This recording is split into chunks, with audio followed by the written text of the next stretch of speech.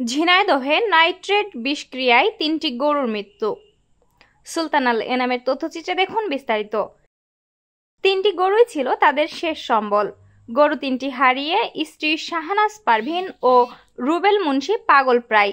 গতকাল বিকেলে মাত্র আধা ঘন্টার ব্যবধানে গরু ৩টি পর্যায়ক্রমে মারা যায়। ঝিনাইদহ সদর উপজেলার পোড়াহাটি ইউনিয়নের করিমপুর গ্রামে এই অনাকাঙ্ক্ষিত ঘটনাটি ঘটে। জানা যায়, রুবেল মুন্সি করিমপুর গ্রামের মতিয়ার রহমানের বাড়ি দেখাশোনা করার পাশাপাশি পরিবার নিয়ে বসবাস করতেন। দুপুরে ওই গ্রামের মাঠ থেকে ডাঁটা শাক কেটে নিয়ে গরু ৩টিকে খাওয়ানো হয়।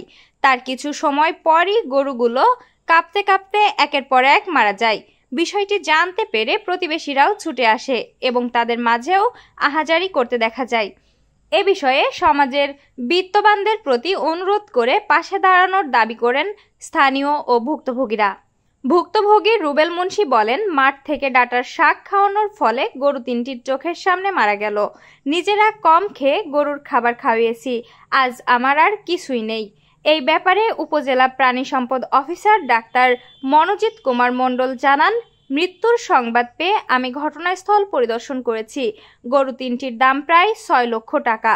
প্রত্যেকটি গরুই ৬ থেকে ৮ মাসের বাচ্চা রয়েছে।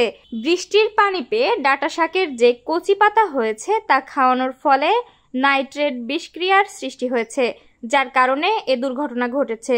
ওই এলাকায় আগামীকাল সকালে প্রাণী সম্পদ অফিসের পক্ষ থেকে গণটিকা কর্মসূচির আয়োজন করা হয়েছে।